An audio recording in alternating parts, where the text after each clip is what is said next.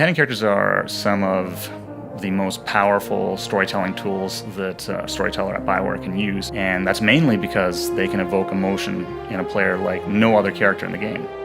They're helping you in your adventures, they're helping you in combat, they have opinions on story. You really build a rapport with them, and because you build that up, when they get hurt or something happens to them, you really care. Companions in the Old Republic, much like in every BioWare game, are a key part of the experience.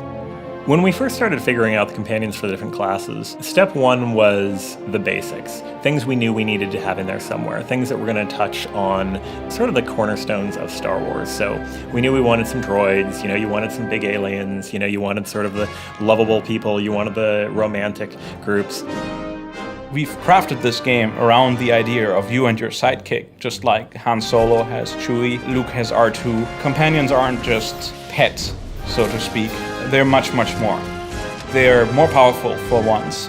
They level up alongside you. They have their own skills, abilities that they unlock over time. They use them rather intelligently.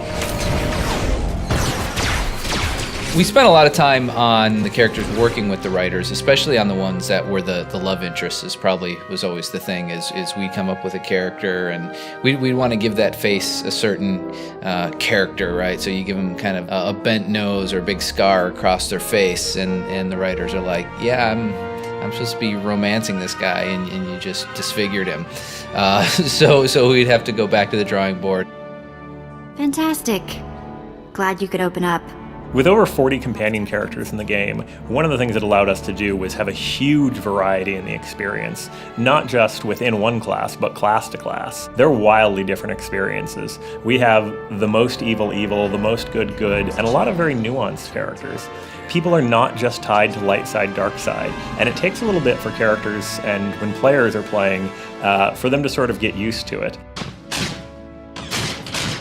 What we ended up with is making sure that every class gets access to the 5 roles of companions that we have in the game, but not necessarily in the same order, because that is dictated by the story. What we did there is try to make sure that you got the role that is most useful to you at the earliest point in time.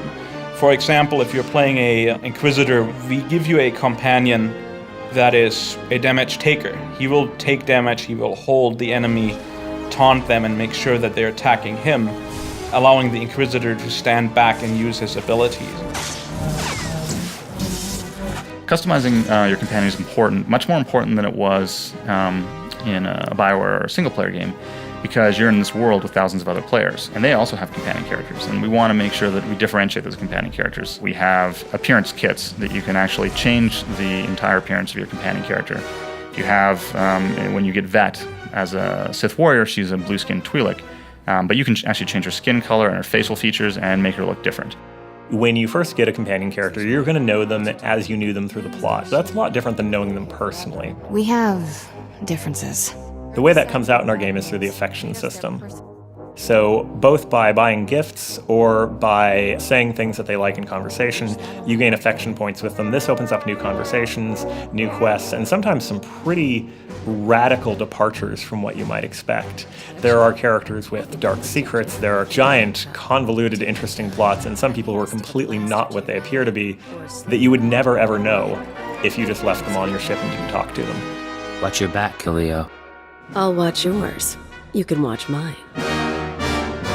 One feature that we have that I haven't seen in any other MMO is the ability to actually customize the behavior of your companion. In our game, you can actually go in and you can tell the companion which abilities you want them to use and which ones you don't.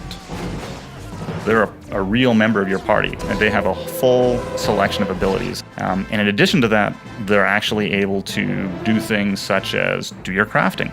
We have crew skills, which allows a companion character to actually craft for you. They'll build with crafting materials the crafted items you want them to build. It's like you're the taskmaster, well, especially if you're a Sith, and you're getting them to make the stuff you want them to make. You're more to me than just my master. You do know that, don't you? You're much more than a Padawan to me. I thought so.